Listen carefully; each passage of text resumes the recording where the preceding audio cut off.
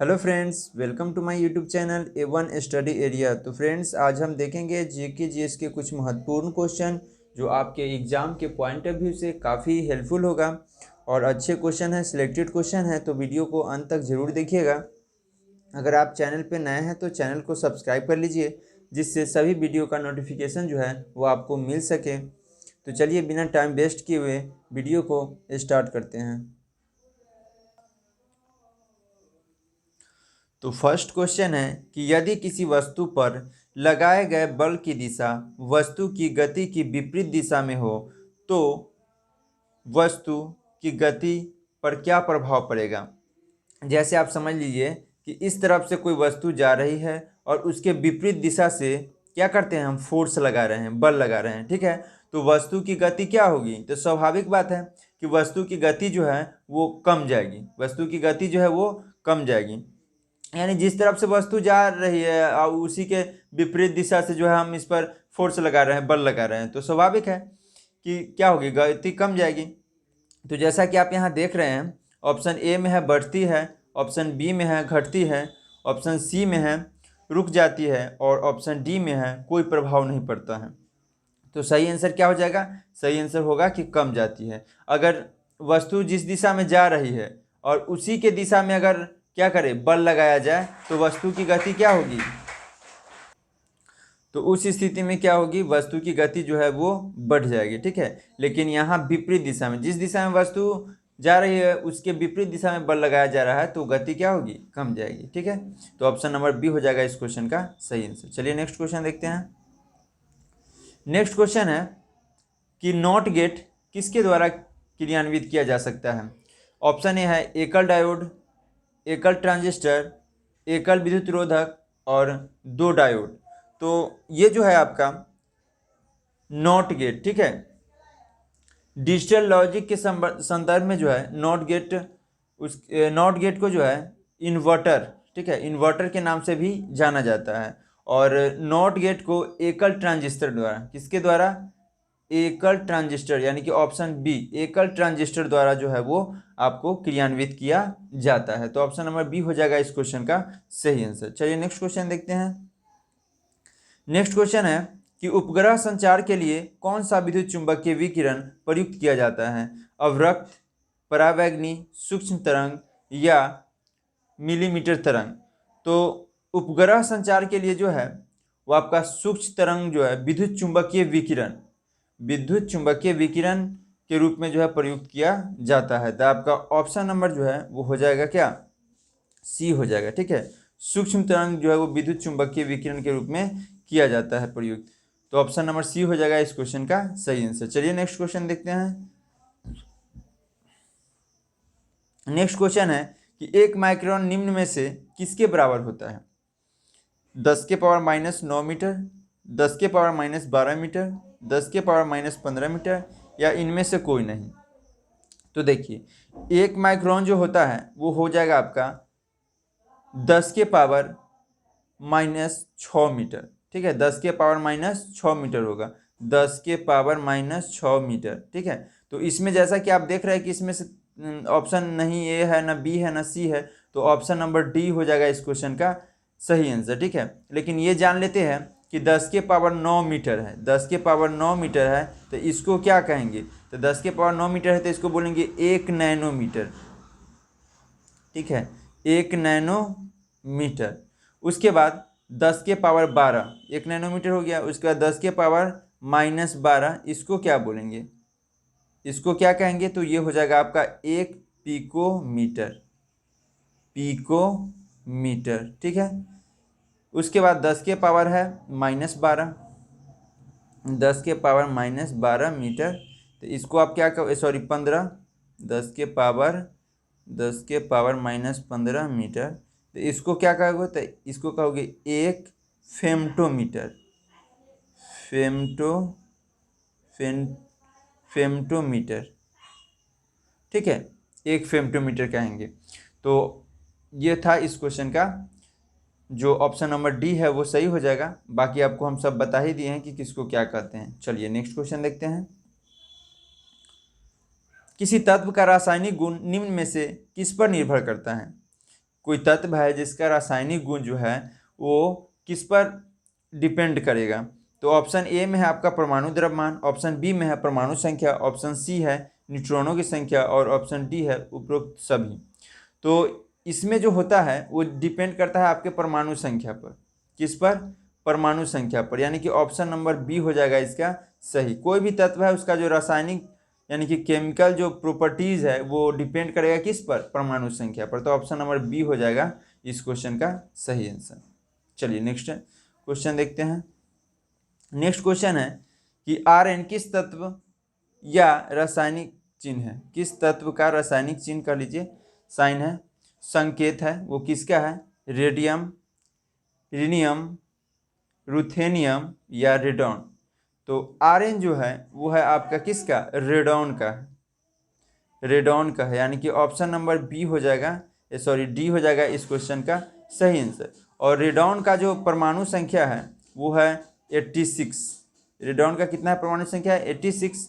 और इसका द्रव्यमान, ठीक है, परमाणु भार जिसको बोलते हैं, वो है कितना? 222। तो परमाणु संख्या कितना हो गया? 86, और द्रव्यमान जो है यानी परमाणु भार जो है वो हो गया आपका 222। और ये जो है रेडॉन जो है एक नोबेल गैस है। कौन सा गैस? नोबेल गैस है। तो इसका सही आंसर जो है वो आपका ऑप्शन नंबर डी है, संकेत है किसका? रेडॉन का। चलिए नेक्स्ट क्वेश्चन देखते हैं। निम्न में से वह धातु कौन सी है जिसका प्रयोग विद्युत चुंबक के रूप में नहीं किया जाता है? ठीक है, विद्युत चुंबक के रूप में किया ही नहीं जाता है। तो ऑप्शन आपका है लोहा, तांबा, निकेल और कोबाल्ट। तो जैसा कि आप लोग जानते भी होंगे कि तांबा का जो है ना वो विद्युत चुंबक के रूप में उपयोग नहीं किया जाता है। बाकी लोहा हो गया, निकेल हो गया, कोबाल्ट हो गया, इसका यूज किया जाता है, लेकिन तांबा का यूज नहीं किया जाता है। ठीक है, तांबा का यूज नहीं किया जाता है। तो ऑप्शन नंबर बी हो जाएगा इस क्वेश्चन का सही आंसर, ऑप्शन नंबर बी। चलिए नेक्स्ट क्वेश्चन देखते हैं।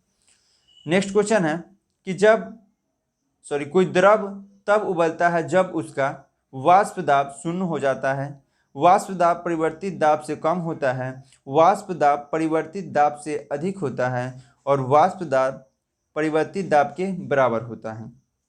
ठीक है, तो जब कोई वस्तु उबलता कब है? कोई वस्तु जो है वो उबलता कब है?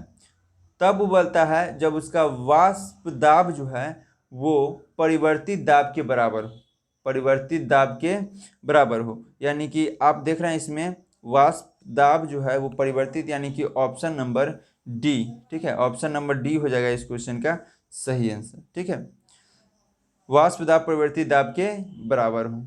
चलिए अब नेक्स्ट क्वेश्चन देखेंगे। नेक्स्ट क्वेश्चन है जल वाष्पीकृत नहीं होगा यदि तापमान 0 डिग्री हो, तापमान 100 डिग्री हो, 100 डिग्री सेल्सियस, आर्द्रता 0 डिग्री हो या आर्द्रता 100% हो। तो कोई भी जल जो है वो आपका वाष्पीकृत नहीं होगा जब आर्द्रता, ठीक है, आर्द्र की मात्रा जो है वो 100% हो। क्या हो? 100% हो तो वो नहीं होगा, क्योंकि 7% यानी 100% आर्द्रा होने पर जो है वायु में जलवाष्प की जो अपनी जो सीमा है वो कितना है? अधिक हो जाता है। ठीक है, 100% अगर है तो जिससे वाष्पीकरण की जो है क्रिया नहीं हो पाती है, उसका कोई वहाँ पे गुंजाइश नहीं है होने का। तो ये हो जाएगा आपका ऑप्शन नंबर डी हो जाएगा। ठीक है, कि जल वाष्पीकृत नहीं होगा यदि आर्द्रता 100% हो, 100% हो। चलिए नेक्स्ट क्वेश्चन देखते हैं।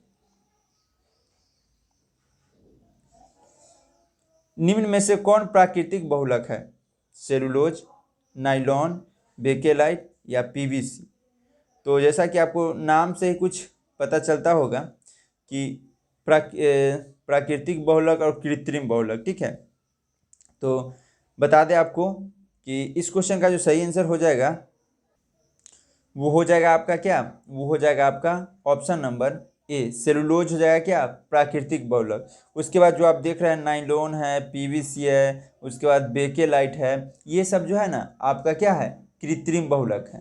कृत्रिम बहुलक का ये उदाहरण है, एग्जाम्पल है। और आपको प्राकृतिक में बता दें सेलुलोज हो गया, उसके बाद लकड़ी हो गया, रेशम, त्वचा, रबर, ये सब क्या है, प्राकृतिक बहुलक है। तो इसका जो सही आंसर है वो हो जाएगा आपका ऑप्शन नंबर ए। चलिए नेक्स्ट क्वेश्चन देखते हैं। नेक्स्ट क्वेश्चन कहता है कि कार्बनिक यौगिक से संबंधित निम्न में से कौन सा कथन असत्य है। कार्बनिक यौगिक से संबंधित, ठीक है, तो इसमें देखना है कि कौन सा जो कथन है वो सत्य है।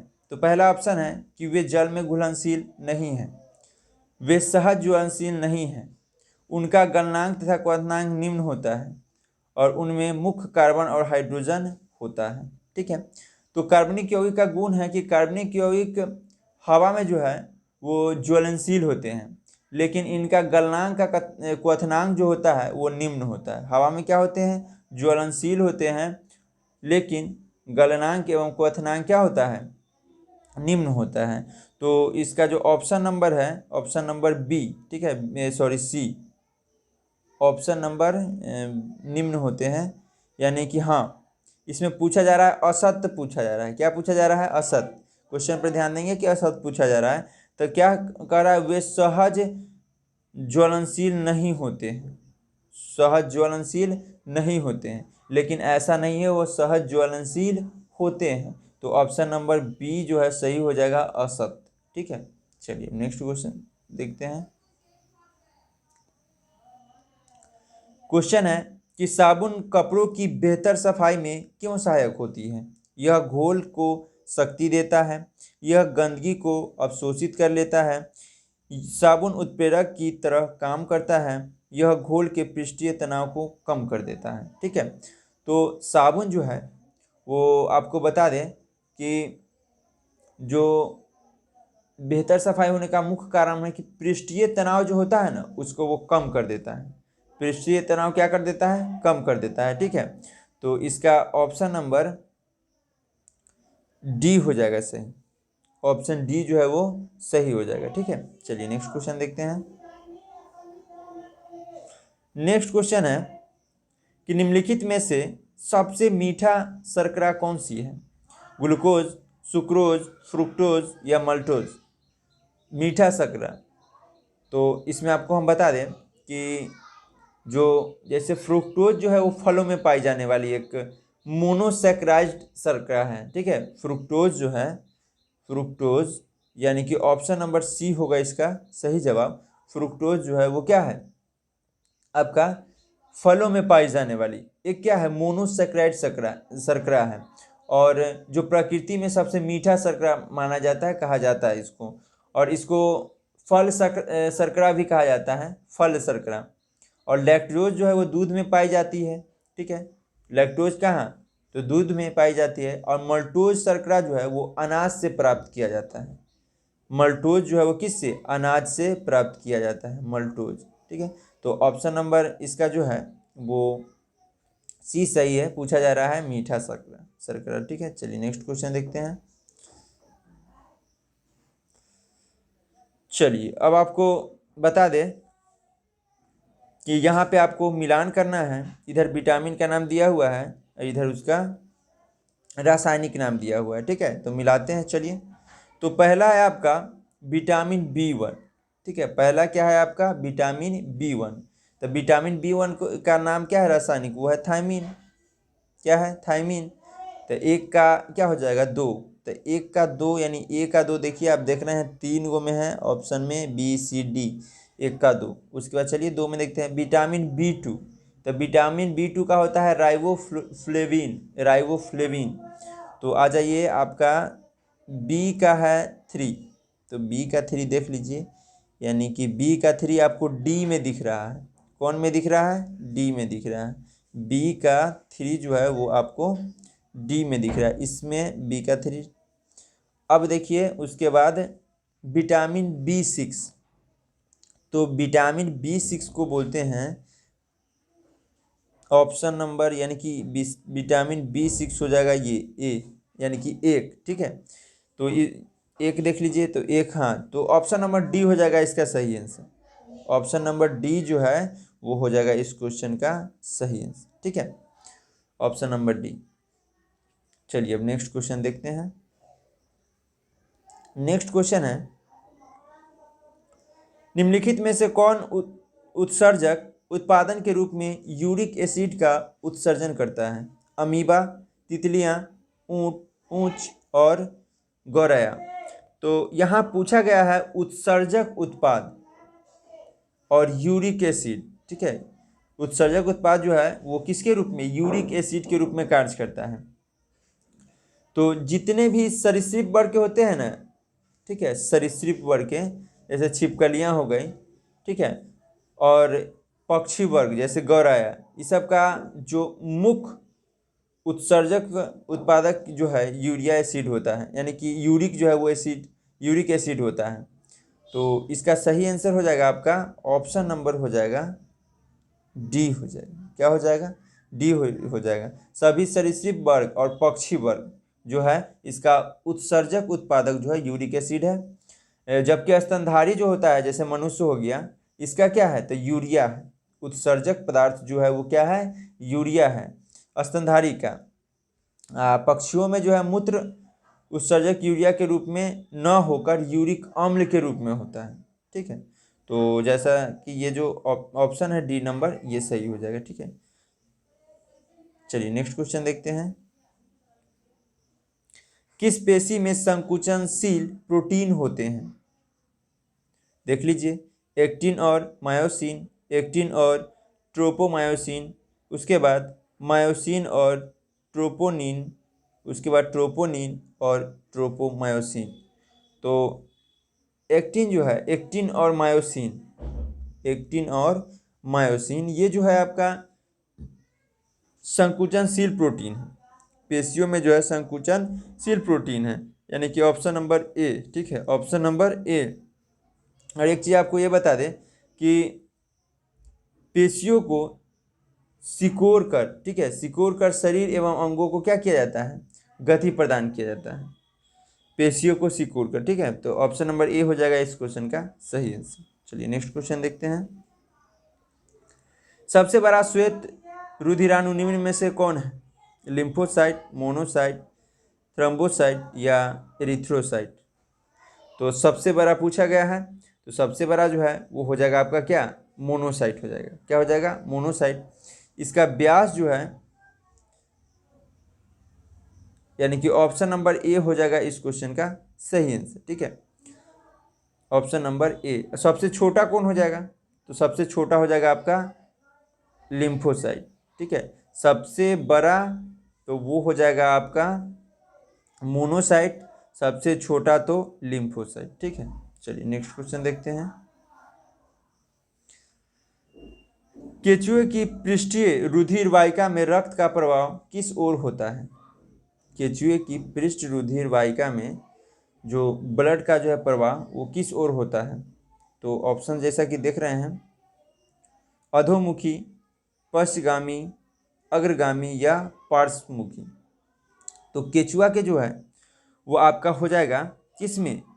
अग्रगामी में, ठीक है, अग्रगामी हो जाएगा उसका रुधिर वाहिका, ठीक है। रुधिर वाहिका में जो है वो अग्रगामी में होता है। तो ऑप्शन नंबर सी हो जाएगा इसका सही आंसर। ऑप्शन नंबर कौन हो जाएगा? सी हो जाएगा। चलिए नेक्स्ट क्वेश्चन देखेंगे। नेक्स्ट क्वेश्चन है कि हृदय का निम्नलिखित में से क्या कार्य है? हृदय का क्या काम है?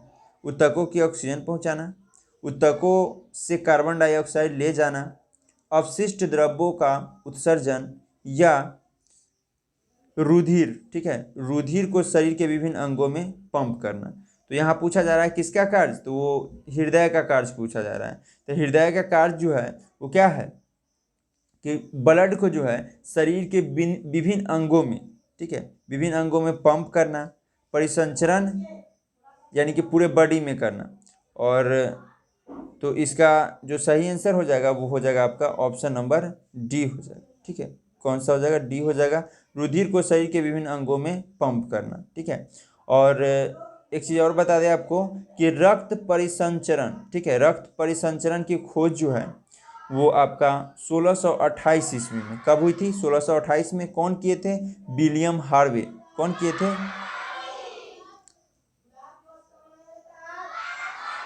विलियम हार्वे, ठीक है। चलिए नेक्स्ट क्वेश्चन देख लेते हैं। निम्नलिखित में से नरलिंग हार्मोन कौन है? ऑप्शन है प्रोजेस्टेरोन, एस्ट्रोजन या टेस्टोस्टेरोन या इंसुलिन। तो पुरुष हार्मोन की बात की गई है। नरलिंग हार्मोन को एंड्रोजन के नाम से भी जाना जाता है। जो नरलिंग हार्मोन है उसको एंड्रोजन के नाम से भी जाना जाता है, और जो हार्मोन है उसका नाम है आपका टेस्टोस्टेरोन। ठीक है, यानी कि ऑप्शन नंबर सी हो जाएगा इस क्वेश्चन का सही आंसर। चलिए नेक्स्ट क्वेश्चन देखेंगे। नेक्स्ट क्वेश्चन है कि संघ राज क्षेत्र हेतु प्रशासकों के अधिकार एवं कर्तव्य का निर्धारण किया जाता है संघ राज क्षेत्र के लिए। ठीक है, तो संसद द्वारा, उच्च न्यायालय द्वारा, राष्ट्रपति द्वारा या राज्यपाल द्वारा। तो इसका जो सही आंसर है वो हो जाएगा आपका ऑप्शन नंबर सी हो जाएगा, राष्ट्रपति द्वारा। ठीक है, संघ राज्य क्षेत्रों के प्रशासकों के जो अधिकार हैं और कर्तव्य है वो राष्ट्रपति द्वारा निर्धारित किया जाता है। यह है आपका संविधान के अनुच्छेद 239, संविधान के अनुच्छेद 239 के 1। ठीक है, इसमें ये इसी के तहत है, जब तक संसद इस संबंध में कोई विधि न बनाए तब तक राष्ट्रपति ही प्रत्येक संघराज्य क्षेत्र का क्या है, प्रशासन चलाएगा। तो ये अनुच्छेद जो है आपका 239 के 1 के तहत है। ठीक है, चलिए नेक्स्ट क्वेश्चन देखेंगे। राज्य निर्वाचन आयुक्त को इसके पद से निम्नलिखित में से किस रीति विधि द्वारा हटाया जा सकता है? कह रहा है कि राज्य निर्वाचन आयुक्त को इसके पद से निम्नलिखित में से किस रीति विधि द्वारा हटाया जा सकता है।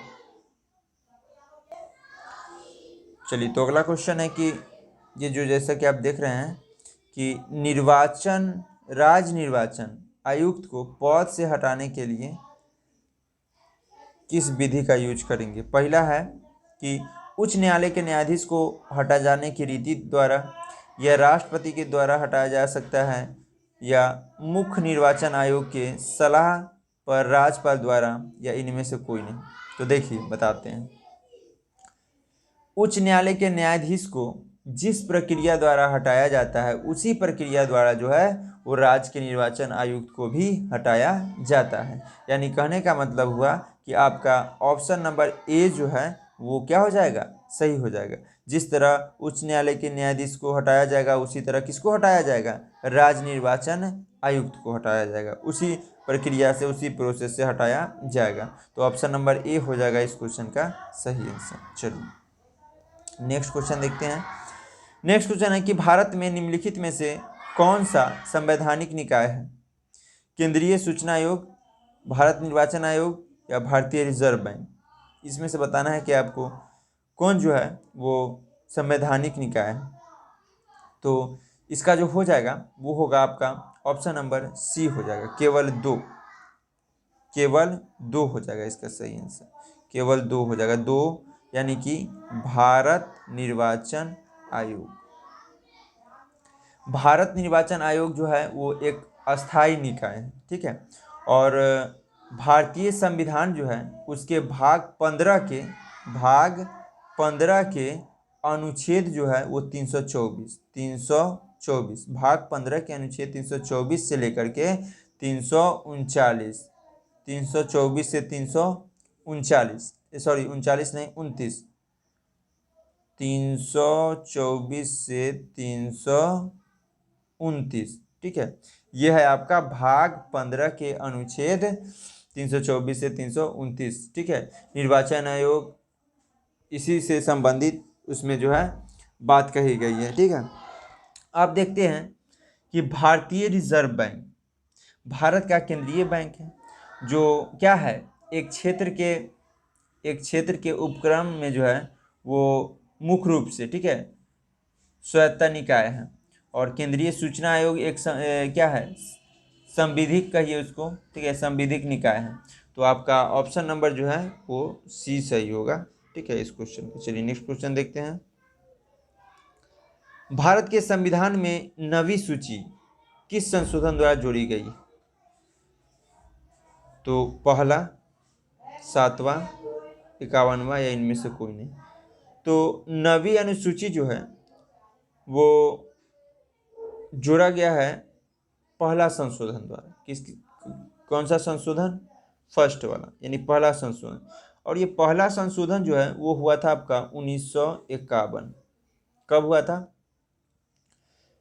अधिनियम 1951 के तहत 9वीं जो है अनुसूची संविधान में जोड़ी गई, ताकि भूमि सुधार कानून को जो है वो चुनौती न दी जा सके। भूमि सुधार, ठीक है, भूमि सुधार कानून को जो है चुनौती न दी जा सके। तो ऑप्शन नंबर आपका ए हो जाएगा सही। ठीक है, चलिए नेक्स्ट क्वेश्चन देखते हैं। क्वेश्चन है कि भारत के संविधान की उद्देशिका अपने नागरिकों को निम्नलिखित में से किस प्रकार का न्याय प्रदान नहीं करती है?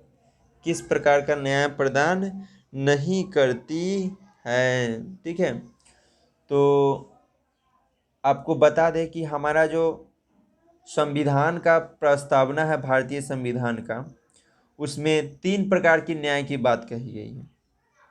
एक कही गई है आपका सामाजिक, ठीक है, उसके बाद कही गई है आर्थिक, और उसके बाद कही गई है राजनीतिक। ठीक है, सामाजिक, आर्थिक और राजनीतिक, लेकिन धार्मिक नहीं कही गई है। धार्मिक न्याय की बात की जाए तो धार्मिक नहीं है। तो यानी कि ऑप्शन नंबर डी जो है वो हो जाएगा इस क्वेश्चन का सही आंसर। ऑप्शन नंबर डी क्या होगा इस क्वेश्चन का सही आंसर। ठीक है, तो आज के लिए इतना ही। ठीक है, फिर मिलते हैं नेक्स्ट वीडियो में। अगर वीडियो पसंद आए तो प्लीज़ आप लोग चैनल को क्या कर लीजिए, सब्सक्राइब कर लीजिए। ठीक है, चैनल को सब्सक्राइब कर दीजिएगा, बेल आइकन दबा दीजिएगा। अब बेल आइकन दबाने में उसमें जो क्या है आपका ऑल का ऑप्शन होगा, तो आप ऑल पे क्लिक कर देंगे। ठीक है, तो चलिए फिर नेक्स्ट वीडियो में मिलते हैं।